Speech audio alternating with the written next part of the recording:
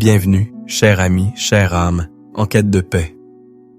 Bienvenue dans cet espace sacré, dans ce moment mis à part, non pas simplement pour écouter une vidéo, mais pour vivre une rencontre divine.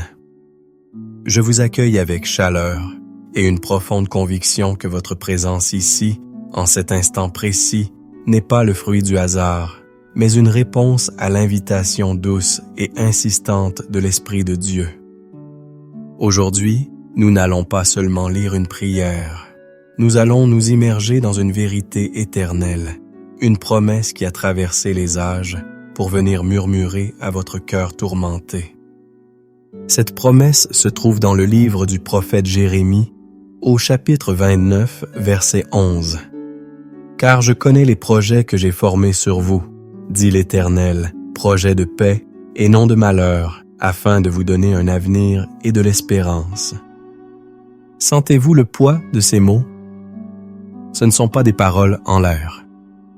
C'est la déclaration solennelle du Créateur de l'univers adressée personnellement à vous. Considérez ces prochaines minutes comme un rendez-vous sacré, une audience privée avec le Roi des Rois, qui désire ardemment calmer votre esprit et vous enraciner dans sa paix inébranlable. Je veux vous faire une promesse. Si vous vous engagez de tout votre cœur dans ce temps de prière, si vous permettez à ces paroles de pénétrer au-delà de votre intellect pour atteindre les profondeurs de votre esprit, vous ne terminerez pas cette vidéo de la même manière que vous l'avez commencée. Un échange divin est sur le point de se produire. Dieu veut prendre votre anxiété et vous donner sa sérénité. Il veut prendre votre incertitude et vous donner son assurance. Une transformation profonde vous attend. Alors, avant d'aller plus loin, je vous invite à préparer le terrain de votre cœur. Trouvez un lieu où vous ne serez pas dérangé, ne serait-ce que pour un court instant. Fermez les autres onglets de votre navigateur et de votre vie. Inspirez profondément et expirez lentement. Laissez les soucis de la journée, les bruits du monde, s'estomper à l'arrière-plan. Et en signe de votre disposition, de votre désir sincère de recevoir ce que Dieu a pour vous, écrivez dans les commentaires « Amen, je suis prêt » ou « Amen, je suis prête ». Que ce simple acte soit votre premier pas de foi, déclarant à vous-même et au ciel que vous ouvrez la porte de votre cœur. Je sais pourquoi vous êtes ici. Je le sais parce que ce sentiment, cet esprit tourmenté par l'incertitude, est l'une des expériences les plus universelles et les plus douloureuses de la condition humaine. C'est ce nœud dans l'estomac au réveil, avant même que votre esprit ne soit pleinement conscient, qui vous rappelle les questions sans réponse qui pèsent sur votre vie. C'est ce tourbillon de pensées, ce « et si » qui vous assaille la nuit, volant votre sommeil et votre repos. L'incertitude. Ce mot recouvre tant de réalités. Pour certains d'entre vous, c'est l'incertitude financière. Le coût de la vie augmente, le travail est précaire, et vous vous demandez comment vous allez joindre les deux bouts, comment vous allez pouvoir subvenir aux besoins de votre famille, comment vous allez assurer votre avenir. Chaque facture qui arrive est une source d'angoisse, chaque dépense imprévue, une menace pour votre fragile équilibre. Pour d'autres, l'incertitude est relationnelle. Vous êtes dans une relation qui vacille et vous ne savez pas si elle va durer. Ou bien vous êtes seul et le poids de la solitude vous écrase, vous demandant si Dieu vous a oublié, si vous trouverez un jour l'amour et la compagnie que votre cœur désire si ardemment. Peut-être cela concerne-t-il votre santé, un diagnostic qui tarde à venir, des symptômes inquiétants ou la maladie d'un être cher, vous laissant dans un état d'impuissance et de peur face à l'inconnu. Ou encore, c'est l'incertitude professionnelle. Vous êtes à un carrefour, insatisfait de votre travail actuel, mais terrifié à l'idée de changer.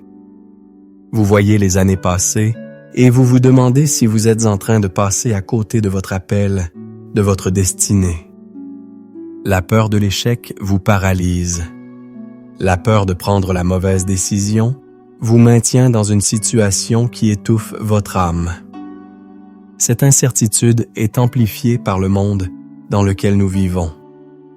Les réseaux sociaux nous bombardent d'images de vie parfaite, de réussites éclatantes, créant en nous un sentiment constant de comparaison et d'inadéquation. Les nouvelles nous inondent d'informations anxiogènes sur les crises mondiales, l'instabilité économique, les conflits, nous faisant sentir que le monde est un navire sans gouvernail. La source de cette angoisse est profonde. Elle vient de notre besoin inné de contrôle. Nous voulons maîtriser notre environnement, planifier notre avenir, garantir notre sécurité. Et lorsque la vie nous rappelle brutalement que ce contrôle n'est qu'une illusion, la panique s'installe.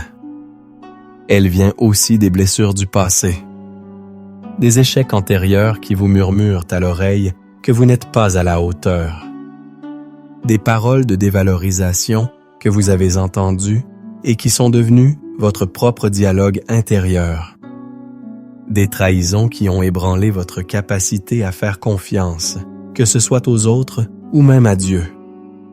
Vous avez prié, vous avez jeûné, vous avez crié à Dieu, et le silence qui a suivi a été assourdissant, vous laissant vous demander « Seigneur, m'entends-tu? Ne te soucies-tu pas de moi? » Le psalmiste connaissait ce sentiment lorsqu'il écrivait « Pourquoi t'abats-tu, mon âme, et gémis-tu au-dedans de moi? Espère en Dieu, car je le louerai encore. Il est mon salut et mon Dieu. Il andé et matim sapteilieu. » Psaume 46. Il dialoguait avec sa propre angoisse. Il reconnaissait sa présence tout en choisissant de réorienter son regard. C'est une lutte. C'est une bataille. Jésus lui-même, dans son infinie compassion, a regardé les foules et les a vues, lasses et abattues, comme des brebis qui n'ont point de berger. Matthieu 9,36. Il voit votre lassitude. Il voit votre abattement. Il connaît le nom de chacune de vos peurs. Et c'est à vous, ce matin, qu'il adresse cette invitation intemporelle. Venez à moi, vous tous qui êtes fatigués et chargés, et je vous donnerai du repos. Matthieu 11. Ce repos, cette paix, ne signifie pas que toutes vos questions trouveront une réponse immédiate. Mais cela signifie que vous n'avez plus à porter le fardeau de ces questions seul. Votre esprit est peut-être tourmenté, mais il n'est pas abandonné. Votre situation est peut-être incertaine, mais votre Dieu, lui, est certain. Il est le rocher stable au milieu des vagues déchaînées de votre vie. Il voit. Il sait. Et la promesse qu'il vous fait aujourd'hui dans Jérémie 29:11 n'est pas une simple platitude spirituelle. C'est l'encre dont votre âme a désespérément besoin. Pour vraiment saisir la puissance de Jérémie 29:11, nous devons nous transporter dans le temps et comprendre le contexte dans lequel ces mots ont été prononcés. Ce n'est pas une carte de vœux. C'est une lettre écrite dans les larmes, envoyée à un peuple dévasté. Les destinataires de cette lettre sont les exilés d'Israël, déportés à Babylone. Imaginez leur situation. Leur ville sainte, Jérusalem, a été détruite. Le temple, le lieu même de la présence de Dieu sur terre, a été rasé. Ils ont été arrachés à leur terre, à leur maison, à leur culture, et emmenés captifs dans une nation païenne hostile. Leur sentiment d'incertitude était absolu. Tout ce qui définissait leur identité, leur sécurité et leur espérance avait été anéanti. Ils se posaient des questions bien plus angoissantes que les nôtres. Dieu nous a-t-il abandonnés? Ses promesses ont-elles échoué? Sommes-nous condamnés à disparaître dans cet empire étranger?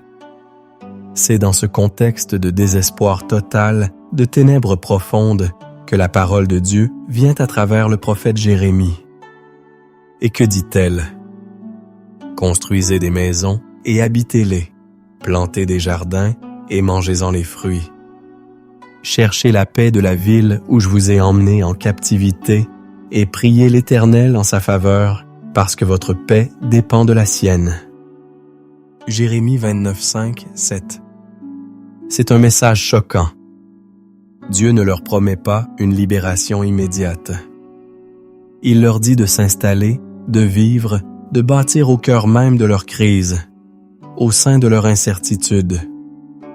Et c'est là, au milieu de cet ordre contre-intuitif, qu'intervient le verset 11. « Car je connais les projets que j'ai formés sur vous. » Analysons cette phrase mot à mot. « Car je connais ». En hébreu, le verbe « connaître », yada, ne signifie pas seulement une connaissance intellectuelle. C'est une connaissance intime, personnelle, expérientielle. Dieu ne dit pas « j'ai une vague idée de ce que je vais faire ».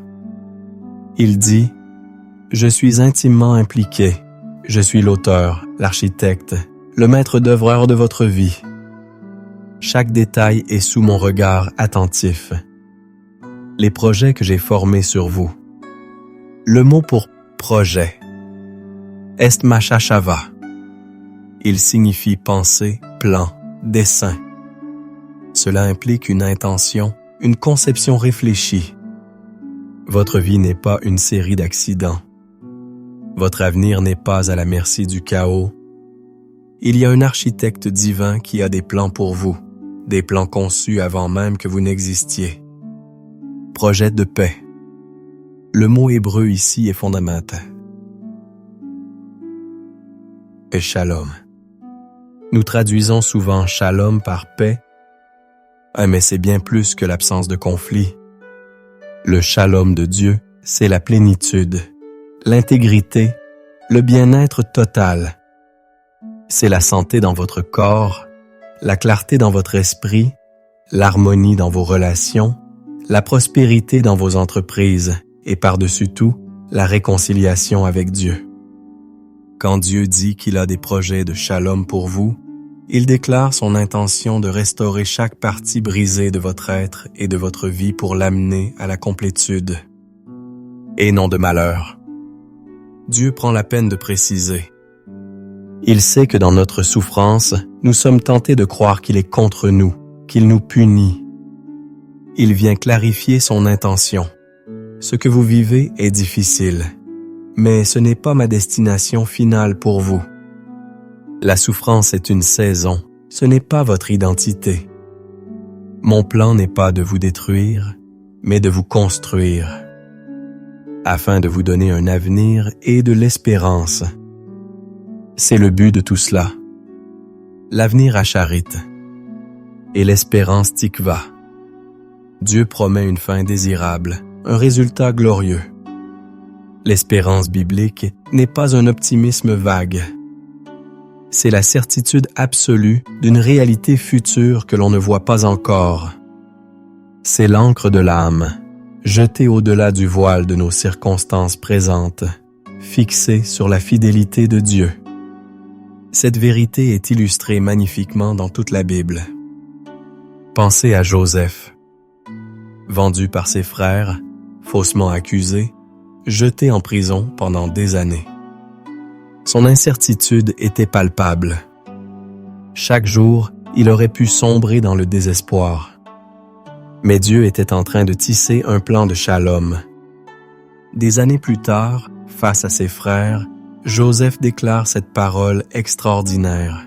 « Vous aviez médité de me faire du mal. » Dieu l'a changé en bien pour accomplir ce qui arrive aujourd'hui, pour sauver la vie à un peuple nombreux. Genèse 50:20. Dieu a utilisé l'injustice, la trahison et la souffrance pour accomplir son plan de salut. Il peut faire de même avec les épreuves que vous traversez. Pensez à Moïse et au peuple d'Israël, coincés entre l'armée égyptienne et la mer Rouge. Le paroxysme de l'incertitude. La panique totale. Il n'y avait aucune issue humaine. Mais le plan de Dieu n'était pas de leur éviter la crise. Son plan était de montrer sa puissance au cœur de la crise.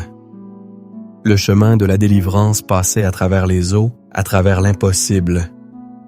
Parfois, la paix de Dieu ne se trouve pas en contournant l'obstacle, mais en le traversant avec lui. Pensez à Élie, après sa victoire éclatante sur le mont Carmel. Il est épuisé, menacé de mort, et s'enfuit dans le désert, en proie à une profonde dépression. Il demande la mort. Il a perdu toute espérance. Dieu le rencontre, non dans le vent violent, non dans le tremblement de terre, non dans le feu, mais dans un murmure doux et léger. La paix de Dieu n'est pas toujours dans le spectaculaire. Elle se trouve souvent dans le calme, lorsque nous cessons de nous agiter et que nous tendons l'oreille pour entendre sa voix douce, qui restaure notre âme. Comment appliquer cela aujourd'hui? Cela signifie que votre sentiment d'être en exil, dans votre travail, dans votre solitude, dans votre maladie, est le lieu même où Dieu vous dit « bâtis, plante, cherche ma paix ici et maintenant ». Ne mettez pas votre vie en pause en attendant que l'incertitude disparaisse. Vivez pleinement dans l'aujourd'hui, avec la confiance que Dieu est à l'œuvre pour votre demain. Cela signifie que lorsque vous êtes tenté de céder au FOMO, Fear of Missing Out, en regardant les autres sur les réseaux sociaux, vous devez vous rappeler que Dieu a un plan unique et sur mesure pour vous, qui ne ressemble à aucun autre. Votre parcours est le vôtre et il est sacré. Cela signifie que votre routine matinale peut devenir un acte de guerre spirituelle contre l'anxiété. Avant de consulter votre téléphone ou les nouvelles, consultez le cœur de Dieu. Ancrez votre journée dans sa promesse, dans Jérémie 29, 11, et laissez cette vérité définir votre perspective, avant que le monde n'ait une chance de vous imposer sa peur. Maintenant que notre esprit a été nourri par la vérité profonde de la parole de Dieu, il est temps de laisser cette vérité descendre dans notre cœur et de la transformer en prière. La prière n'est pas seulement le fait de parler à Dieu, c'est aussi le fait de préparer un espace en nous pour l'entendre et le recevoir. C'est un acte d'ouverture et de reddition. Alors, je vous invite maintenant à entrer dans une phase de préparation consciente. Adoptons la posture de quelqu'un qui s'apprête à entrer dans la salle du trône. La première étape de cette préparation est la repentance. Non pas une repentance accablante, mais une reconnaissance honnête de nos fautes. Nous allons confesser notre tendance à nous appuyer sur notre propre intelligence, notre désir de tout contrôler et surtout notre péché d'incrédulité, ces moments où nous avons douté de la bonté et de la souveraineté de Dieu. La Bible dit « Confessez donc vos péchés les uns aux autres et priez les uns pour les autres, afin que vous soyez guéris. » Jacques 5:16. Et aussi, si nous confessons nos péchés, il est fidèle et juste pour nous les pardonner et pour nous purifier de toute iniquité. Matthieu 6. Oh Jean, maintenant. La deuxième étape est le pardon. L'incertitude et l'anxiété sont souvent liées à l'amertume que nous entretenons envers des personnes ou des circonstances qui nous ont blessés. Ce ressentiment est un poison qui bloque notre capacité à recevoir la paix de Dieu. Nous devons choisir de lâcher prise. Jésus a dit, « Si vous pardonnez aux hommes leurs offenses, votre Père céleste vous pardonnera aussi. » Ça c'est Matthieu 6:14. Prenez un instant pour penser à une personne ou une situation qui vous a causé de la peine. Prenez la décision consciente, devant Dieu, de relâcher cette personne de la dette que vous estimez qu'elle vous doit.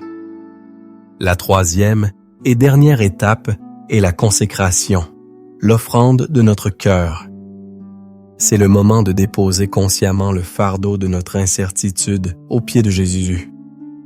Imaginez que vous tenez dans vos mains toutes vos peurs, toutes vos questions, tous vos plans, et que vous les placez sur l'autel. C'est un acte de confiance radicale.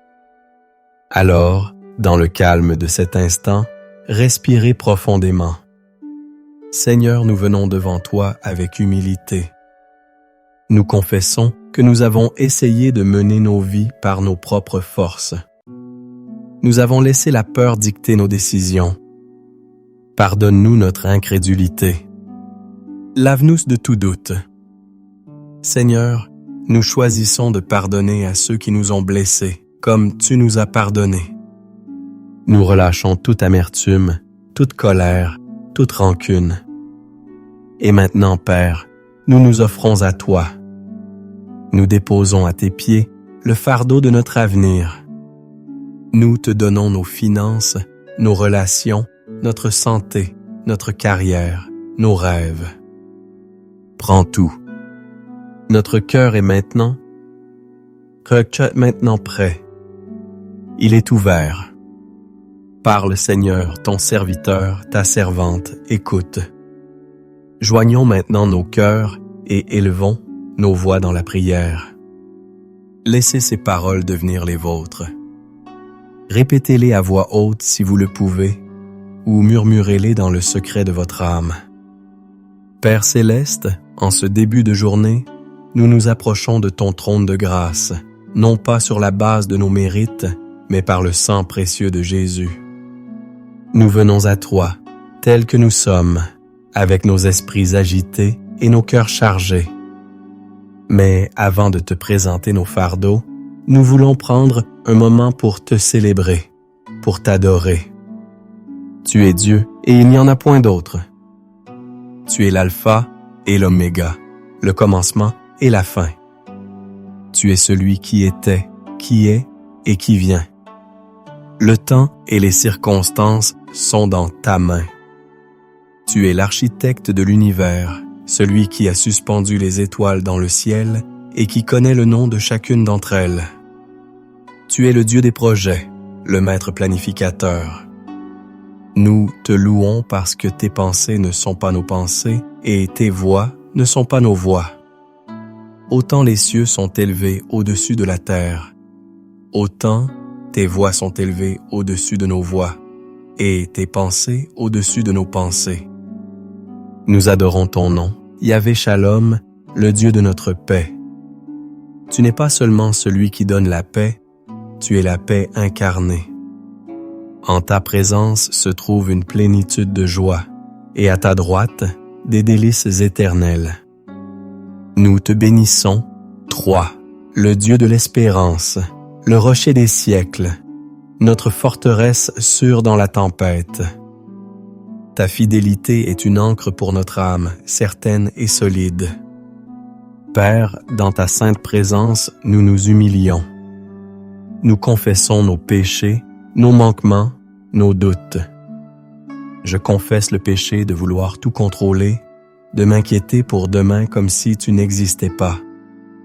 Je confesse l'orgueil qui me fait croire que je sais mieux que toi ce qui est bon pour moi. Pardonne-moi, Seigneur. Je confesse l'anxiété qui a rongé mes nuits et volé ma joie. Je dépose à tes pieds ce fardeau de l'incertitude. Je te remets spécifiquement cette situation qui tourmente mon esprit. Prenez un instant pour nommer cette situation dans votre cœur. Je la lâche de mes mains et je la place dans les tiennes. Je confesse ma tendance à murmurer et à me plaindre lorsque les choses ne vont pas comme je le souhaite. Pardonne mon impatience et mon manque de confiance. Lave mon cœur, purifie mes pensées. Crée en moi un cœur pur, ô Dieu, et renouvelle en moi un esprit bien disposé. Et maintenant, Seigneur, armés de ta parole, nous nous levons pour proclamer tes promesses sur nos vies. Je déclare que tu connais les projets que tu as formés sur moi, des projets de paix et non de malheur, afin de me donner un avenir et de l'espérance. Je choisis de croire que mon avenir est entre tes mains sûres et aimantes. Je déclare que même si je marche dans la vallée de l'ombre de la mort, je ne crains aucun mal, car tu es avec moi. Ta houlette et ton bâton me rassurent. Je proclame que toute chose concourt au bien de ceux qui aiment Dieu, de ceux qui sont appelés selon son dessein. Même ce qui semble être un chaos dans ma vie, je crois que tu es en train de l'utiliser pour mon bien et pour ta gloire. Je déclare que tu ne m'as pas donné un esprit de peur, mais de force, d'amour et de sagesse. La peur n'a pas sa place dans ma vie, car l'amour parfait bannit la crainte. Je proclame que je puis tout par Christ qui me fortifie. Je ne suis pas limité par mes circonstances, mais je suis fortifié par ta présence en moi. Je déclare que tu es mon berger, je ne manquerai de rien. Tu me fais reposer dans de verts pâturages. Tu me diriges près des eaux paisibles, tu restaures mon âme. Au nom puissant de Jésus-Christ, nous entrons maintenant dans un temps de combat spirituel. Nous nous tenons debout, revêtus de toutes les armes de Dieu. Nous prenons le bouclier de la foi, avec lequel nous éteignons tous les traits enflammés de l'ennemi, les flèches du doute, de la peur et du découragement. Au nom de Jésus, je renverse les forteresses clés de pensée qui se sont érigées dans mon esprit. Je brise la forteresse de l'anxiété chronique, la forteresse du pessimisme, la forteresse de la peur de l'échec. Je refuse d'être prisonnier de schémas de pensée négatifs. J'amène toute pensée captive à l'obéissance de Christ, comme le déclare 2 Corinthiens 10:5. Je renonce à tout accord que j'ai pu faire, consciemment ou inconsciemment, avec l'esprit de peur. Je brise tout mensonge de l'ennemi qui me dit que Dieu m'a oublié, que je suis seul ou que mon avenir est sans espoir.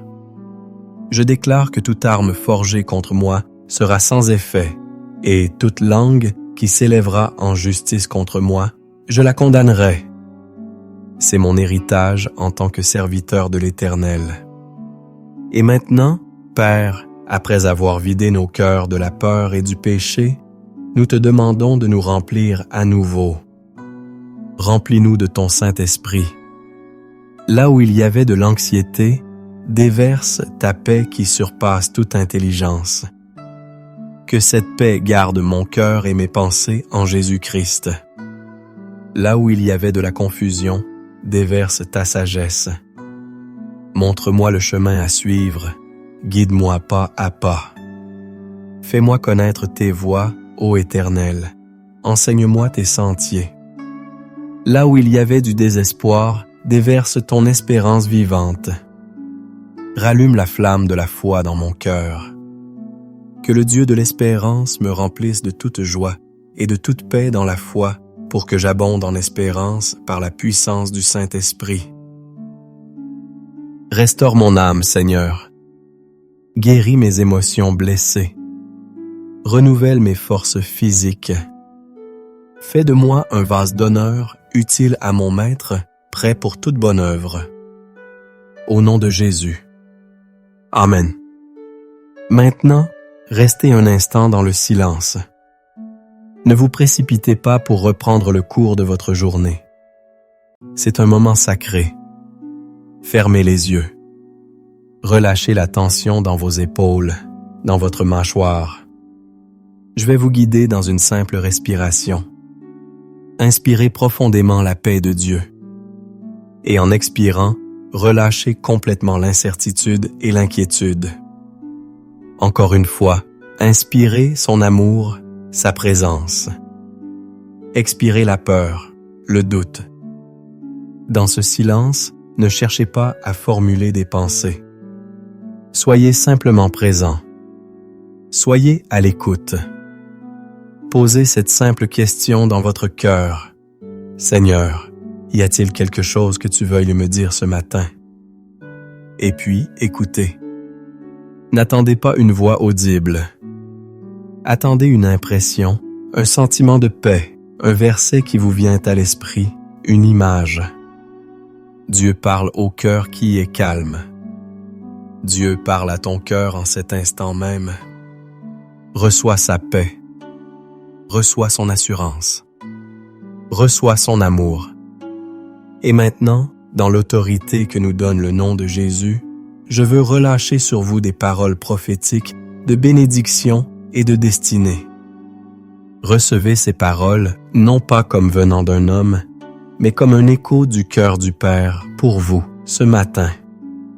Sur ta vie spirituelle, je déclare que tu es une brebis du bon berger et que tu entends sa voix. Il t'appelle par ton nom et aucune voix étrangère ne te séduira. Jean 10, 27. Ta communion avec lui devient plus profonde, plus douce, plus intime que jamais. Sur ta santé, je déclare que par les meurtrissures de Jésus, tu as été guéri.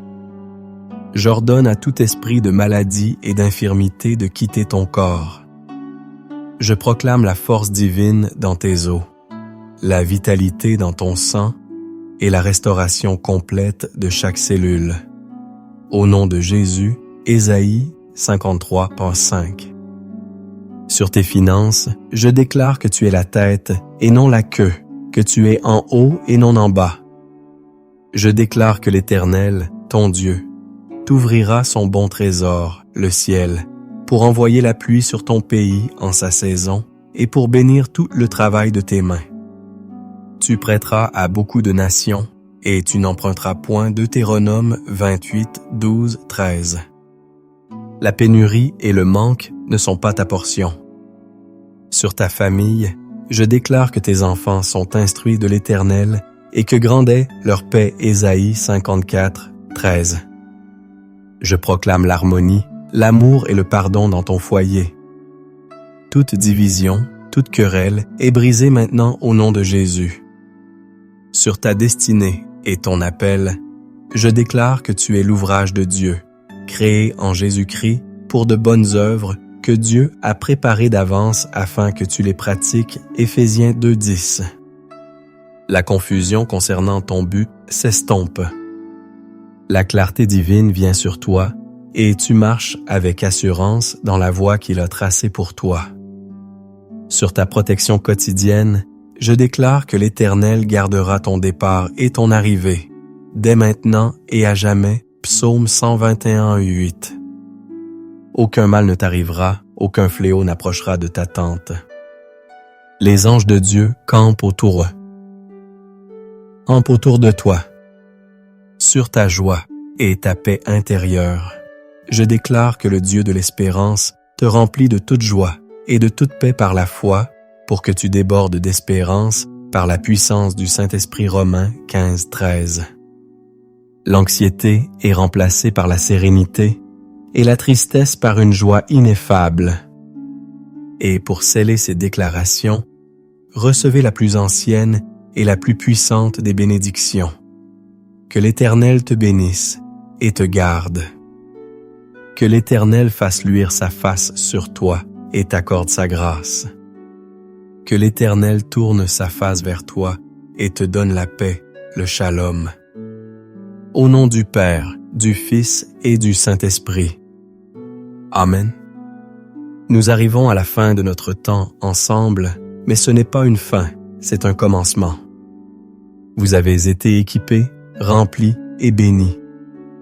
La promesse de Jérémie 20:11 n'est plus seulement un verset que vous connaissez, mais une vérité que vous avez vécue. La paix de Dieu n'est pas l'absence de problèmes, mais la présence de Dieu au milieu des problèmes. Elle ne supprime pas les vagues, mais elle calme le marin. Gardez cette vérité précieusement dans votre cœur tout au long de cette journée. Lorsque les pensées d'inquiétude tenteront de revenir, rappelez-leur que leur place a été prise par la paix de Christ. Je veux vous encourager à ne pas laisser cette expérience n'être qu'un événement isolé.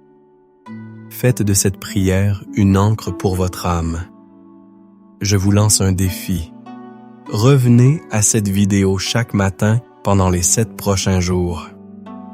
Permettez à ces vérités de s'enraciner si profondément en vous qu'elles deviennent votre réponse automatique à l'incertitude. La transformation s'opère dans la répétition, dans la discipline de réorienter constamment notre cœur vers Dieu. Avant de partir, j'aimerais vous demander 3 choses. Premièrement, partagez dans les commentaires un seul mot qui décrit ce que vous ressentez maintenant.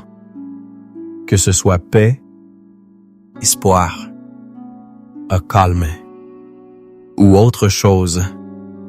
Votre témoignage encouragera d'autres personnes qui en ont désespérément besoin.